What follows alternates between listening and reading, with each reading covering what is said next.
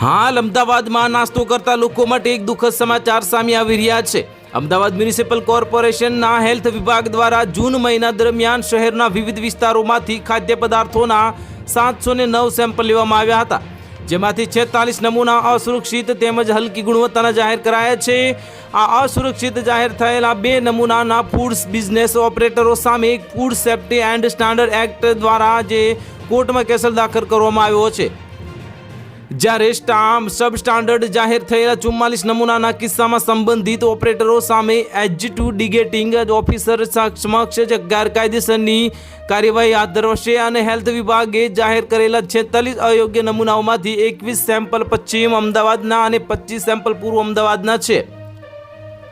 Unsafe જાહેર થયેલા એકમોમાં વટવાના મહાલક્ષ્મી તળાવ પાસે આવેલા વીર આઝાદ કોલ્ડ ડ્રિંક્સ, ફ્રેશ જ્યુસમાંથી લેવાયેલા કાલા ખટ્ટા શરબત અને રખિયાલ રોડ પરના જય અંબે ભોજનાલયમાંથી લેવાયેલા ગ્રેવી અનસેફ જાહેર કરાય છે। આ બાપુનગરના જય જલારામ પરોઠા હાઉસમાંથી પનીર, નવરંગપુરાના જોની દા ઢાબામાંથી પ્રોસેસ્ડ ચીઝના નમૂના લેવાયા હતા।